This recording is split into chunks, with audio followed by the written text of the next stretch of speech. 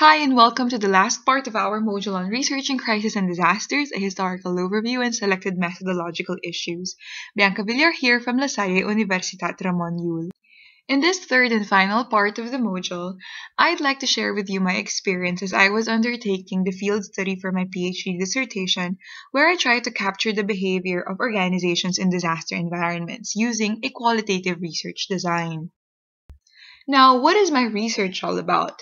My research tries to understand the coping mechanisms of organizations in disaster environments. I specifically wanted to look at how organizations sustain their performance targets in such environments, and I wanted to do so by looking at the experience of organizations that are critical to restore the normal functions of a society after a disaster.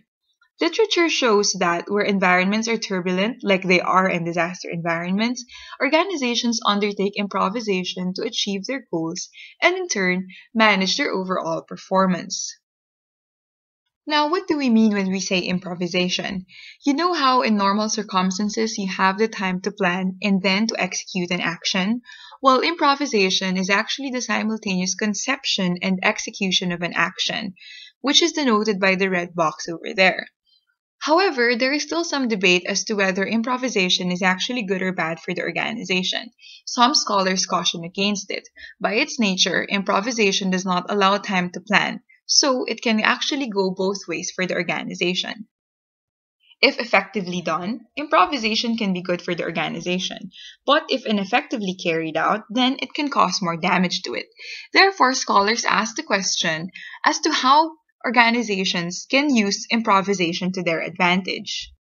So in that regard, scholars looked at different types of improvisation and also studied different enablers of the kind of improvisation that can help organizations manage turbulent environments effectively. So for example, some of the enablers that they found include knowledge, skills, size of the team, culture of the organization, structure of the organization, among other things. Within this context, I wanted to understand the factors that helped organizations manage their performance with particular view to instances where they actually improvised. And where they did, I wanted to know more about the enablers of improvisation. Are those enablers lying at the individual level or the organizational level? Do they interact with one another so that it leads to good performance? Is this how it works? I wanted to find that out.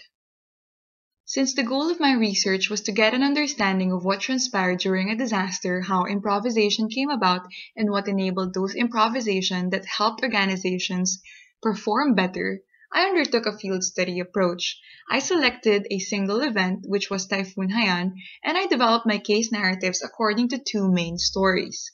First, the experience of local organizations in rural area who were already on the ground before the typhoon, and second, the experience of organizations at the national level who only entered the disaster site after the typhoon hit Leyte. I chose to look at the experience of disaster-critical organizations, or what we also call lifeline organizations. And these are the organizations that are necessary to restore the normal functions of the society after a disaster.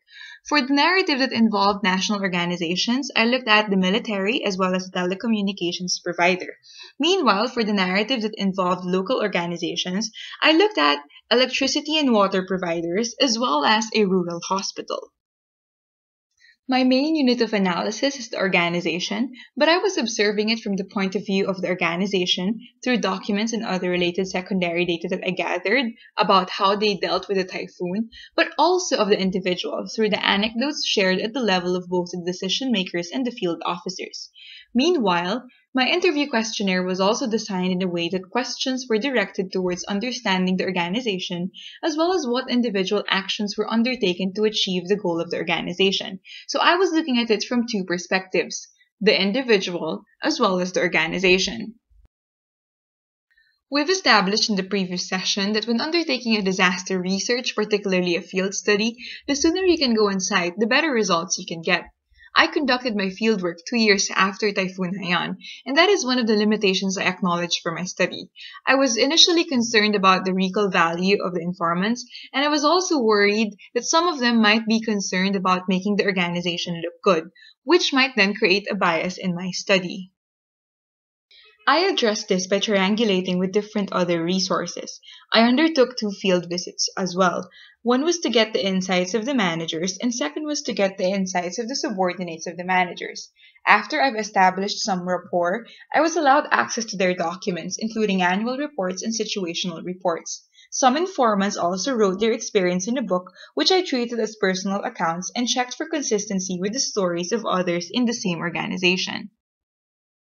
While I was not able to see the actual disaster scenario, the time that had lapsed since their recovery served as an opportunity for them to build a repository of documents with details on what transpired during the typhoon and what must be done next. This was really helpful in substantiating my data collection. Moreover, I asked them to recount their experience of a disaster. I was still able to get some really good anecdotes, and the time that passed was also an opportunity for them to reflect. Another issue I had to resolve was that of access. Prior to coming to the Philippines, I had designed my case study protocol that showed how I wanted to implement my research design. The protocol also lists the steps to get an organization to partake in the study, but I was coordinating this all the way from Barcelona, and distance proved to be a real challenge to access. An even bigger challenge to access was cultural. The Philippine culture is characterized by high power distance, which proved a little difficult for me in the beginning. I listed about 30 potential organizations to observe, but in the end, only 6 got back to me. One of them was my pilot study. The plan laid out in my protocol was not followed anymore. Instead, I was able to get access through personal connections gained outside the academia and from my past professional experience. Once I was inside, I asked for their recommendations on other people I can interview. One's network plays a very important role in gaining access. Finally, in terms of generalizability, my sampling base is non-probabilistic. In particular, I had to use purposive sampling. In my study, I acknowledged this limitation with full awareness that my work is exploratory, and as such, it does not aim for data generalizability, but for analytical generalizability. Well, that's it so far. We've seen that in my PhD dissertation, which is conducted in a disaster context, I also had my fair share of issues relating to time, access, and generalizability. At present, all the data that I need have been collected, and I've already started with my data analysis.